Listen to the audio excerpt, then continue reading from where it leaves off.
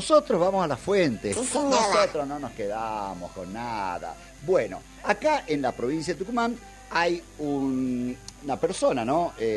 Un profesional, un guionista de primera, Félix Bravo. Él fue director de Trix International Holdings Limited. Bueno, él en el año 1999, el 9 de noviembre de 1999, a las 20:30, él estaba presentando una mesa panel y la exposición de los originales de El Eternauta. ¿Con quién? Con Francisco Solano López y Héctor Germán Oestel. Acá en Tucumán. Te estoy hablando de nuestro querido amigo y colega Félix Bravo. Muy buenas tardes, Félix. ¿Cómo estás? ¿Cómo estás, Dante? Un gusto escucharte y un saludo a la audiencia tan multitudinaria y ecléctica que siempre tienes. Mirá. Te corrijo, Oesterheld ya estaba desaparecido en ese entonces. Mirá, en el 99, claro, tenés razón. Claro, porque esta historieta se gesta a finales de los 50. Claro. 1958, hasta el 57, 58, sí. Claro. Y después comenzó a tener siempre reediciones y generaba siempre esta ¿cómo explicarte? Esta cascada de comentarios positivos, porque realmente fue una historieta de ciencia ficción que se adelantó muchísimo. De hecho, claro, sí. Todo lo que ves en Hollywood parece haber sido copiado de esta historieta, que en esa época en que Oesterheld había fundado la editorial Frontera, publicaba Mystery Inc., Puño Fuerte, Hora Cero, y ahí empezó a salir en fascículos de 4 hojas esta historieta. Claro, exactamente. Que tal vez a partir de ahí es donde... historia porque... Sí, a partir de ahí se empezó a popularizar, ¿no? Sí, porque en esa época en Argentina tuve vendías 200.000 que editabas. Había un auge. Vivo Prat y los otros tanos se vinieron a vivir acá porque acá estaba la plata. No te olvides que Argentina, Buenos Aires y Nueva York eran las dos puertos de entrada de donde la gente venía a hacer la América. Tú te ibas a Buenos Aires o a Nueva York en la época de la inmigración posguerra, post-segunda guerra, ¿no? Exacto. Y un poco anterior también. Bueno, y Solano López era el dibujante. Él le dio cuerpo, le dio toda la sustancia intelectual, gráfica, a esta idea, que la escribía Oesterheld a mano y le tiraba los guiones para que él pudiera terminar esas 4 páginas toda la semana. Vos trabajaste con Francisco Solano López, ¿no? Tengo entendido que hay un trabajo preparado para Paraguay. Él me llamaba su hijo psicotrónico, llegué a cultivar una amistad muy interesante, prácticamente me consideraba un hijo, y él valoraba mucho el hecho de Ana, que había guionado su hijo, porque ninguna revista quería editar en la Argentina, que nunca dejé que mi revista tuviera mi ideología. Yo publicaba lo mejor que había en el mundo en ese momento de historietas, y nunca, como decía Roberto Rojo, convertía ni la búsqueda de la verdad. No hay verdades absolutas, hay muchos matices, no es blanco-negro, y yo no podía hacer que mi revista publicara solo a la gente que pensaba como yo. Tenía que ser independiente. Pluralidad. Exacto, eclecticismo, pluralidad, y tuvimos el valor de publicarla, porque yo siempre fui una persona de derecha, pero no convertí a mi revista en un pasquín de derecha, ¿me entiendes? Es decir, mi revista publicaba lo mejor de Japón, de Francia, de Estados Unidos. De hecho, Will Eisner publicó en mi revista, Richard Corben. Es decir, hubo un momento que desde Tucumán manejábamos el mercado mundial de las historietas. Mira qué interesante. Y Solano López estaba trabajando conmigo en llevar al cómics 2 novelas mías, que las estoy terminando ahora, que se llaman Curupaytí, una que es de la Guerra del Paraguay, qué lindo, que la publicamos en Asunción, y la otra, Las Islas del Viento, que es una historia que empieza con la lucha antisubversiva en Tucumán y termina en Malvinas. Uy, qué interesante.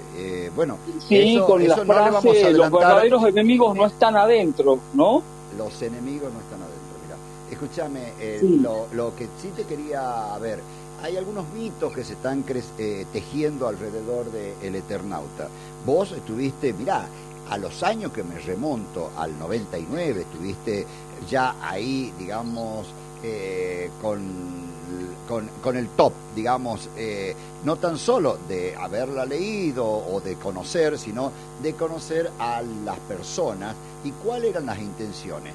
En principio, esto han levantado las banderas, sobre todo el kirchnerismo, diciendo, no, está hablando de nosotros, está hablando, o sea, hacer referenciales que están, digamos, prácticamente en un carácter épico, ¿no?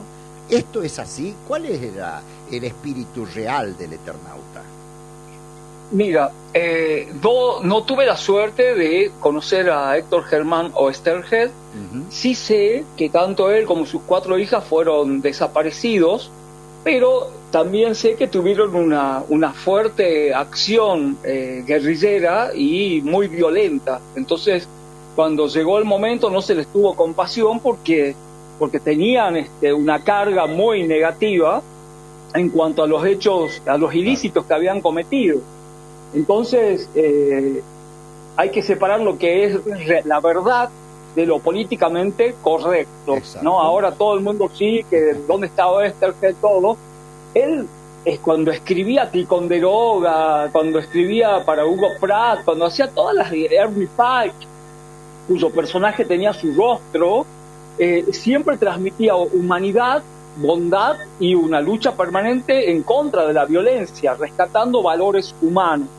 En el Eternauta hace eso en un principio. Y Francisco, en varias tertulias que tuvimos comiendo en Buenos Aires, estaba meses con él dibujando, escribiendo, me contó la verdadera historia, y él ideológicamente no coincidía con Héctor, pero tampoco hablaban del tema, porque él poco a poco, terminando la primera parte del Eternauta, él ya era perseguido, porque ya estaba militando, y le tiraba los guiones y se iba huyendo porque lo iban a matar. Exacto. Pero incluso él me dijo que en la segunda parte no sabía si Oesterheld ponía algunas señales en el cómic para que las leyeran las células de Montonero. O sea, lo utilizaban al personaje como un medio de comunicación para la tropa. Eso me contaba Francisco, que no sabía si en la segunda época, donde él estaba mucho más involucrado, donde ya directamente estaba en la clandestinidad, no sabía si eso ocurría. El hijo de Francisco se hizo montonero también, pero Francisco Solano López fue al colegio militar y me contó que sus compañeros de camada le salvaron la vida al hijo y le permitieron irse, en lugar de matarlo, se lo entregaron para que se fuera, primero a España y después a Brasil. ¿Entiendes? Así que gracias a que él había sido militar, le salvó la vida de su hijo.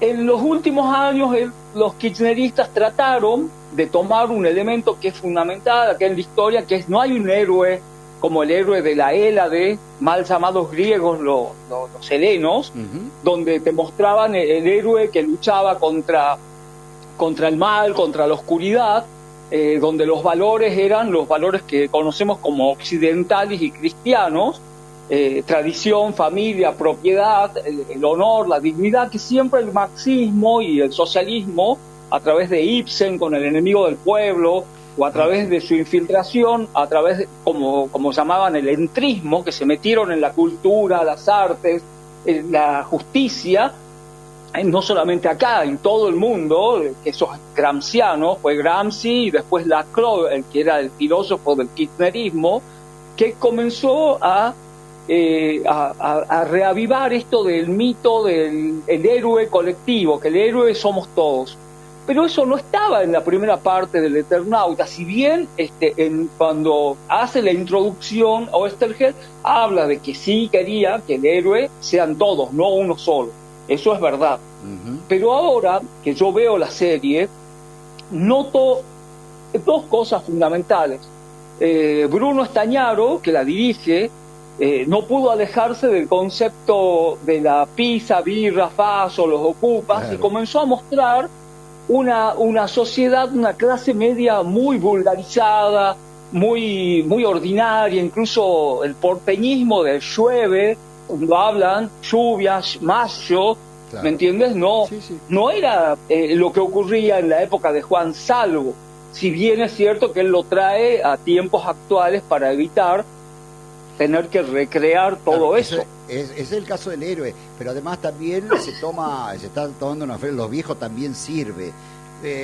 Perdón, pero la idea de los viejos también sirve. En esos momentos lo más viejo que tenían en realidad era una radio, todo eran de tecnología, digamos, habitual, o sea, esa invasión no había tocado nada porque no había tecnología, la radio, y la radio, cuando ellos dicen los viejos también sirve, bueno, ponerle pilas a la radio, nada más, o sea, también estamos, o sea, a ver, estamos haciendo, creo, una sobreactuación de las frases, de los modos, e incluso de forma vulgar, como tal cual lo estás diciendo vos, sobre los modos que se están planteando en la serie. Sí, y aparte, perdona, ¿no? Meter una venezolana, meter un chino, no tienen nada que ver con la idea original. Y lo que a mí más me molesta es que Stagnaro, cuando termina el primer capítulo, ponen una creación de Bruno Stagnaro, basada en el Eternauta. ¿Y por qué no creó algo con otro nombre? Claro, ¿por qué él tergiversa un guión original y se atribuye ser el creador?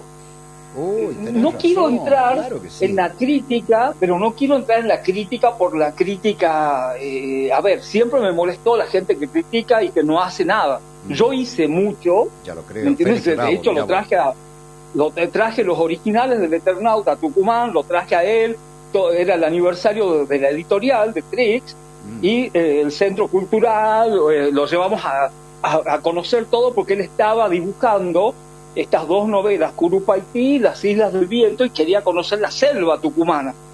Entonces todo eso corrió por cuenta de la editorial. Y él era una gran persona, Solano López, muy, muy buena persona, y de hecho le donamos al Paraguay la historieta que se publicó, ¿me entiendes?, con la vida de su era prosa. Sobrino bisnieto del Mariscal López. Mirá, casi nada. Claro. Mirá cómo se cruzan las historias, qué hermoso lo que nos estabas compartiendo, pero vos sabés que esto es muy cruel, el tiempo pasa, ¿no? Y pasa rápido. Sí. Ahora, de lo que no quería dejar pasar, a ver, dentro de esta suerte de manipulación política que le están haciendo a las interpretaciones del Eternauta, a la serie en sí misma, más allá de que puede gustar o no, te puede entretener o no, pero cuando el diablo mete la cola, la mete mal. Y no sé si estoy equivocado, pero hay algo en relación, digamos, a la serie y al financiamiento. ¿Quién lo financió esto? Hugo Sigman. Juan Sigman. Sí. Perdón, el socio de Juan Mansur. Exacto. Uy. Exacto, y el que trató de... El que nunca entregó las vacunas, Sigman, por suerte, porque esas vacunas eran un veneno, con la cual han matado a la mitad de la población, porque realmente fue todo un negociado, ¿no? Fernández le adelantó la plata y nunca entregaron, y ya Juan tenía problemas cuando dijeron que había sembrado la aftosa en la Argentina para vender la vacuna, sí, para exactamente, aftosa, porque estuvo sospechado, y él es el que justamente aparece un brote de aftosa y a los 10 minutos, yo tengo la vacuna. O sea, evidentemente sí, habían utilizado ese esquema, bueno, de hecho se vendió la vacuna de aftosa acá a Rolete, prácticamente obligados por el SENASA, y encima también se la vendieron a Paraguay. Donde no lograron mucho éxito fue en Brasil, porque en Brasil le olieron la jugada y parece que ahí fracasó. Y eso incluso fue uno de los motivos, porque eso ocurrió casi durante la pandemia, fue uno de los motivos que llevó a Juan Mansur a armar un viaje como gobernador en medio de la pandemia, y llevó 3 o 4 personas. Qué casualidad lo llevó al secretario de la producción de acá de Tucumán para que lo acompañe a Brasil. Todo tiene que ver con todo, mi querido amigo. Sí, totalmente. Y te cuento algo más. Sigman, que en el momento ese que la gente dijo lo de la vacuna, recordaron que cuando fue el tema de la efedrina, él tenía en el aeropuerto varios barriles de pseudoefedrina y nunca fue imputado. Cuando fue el caso, ¿te acuerdas de Aníbal Fernández con la efedrina?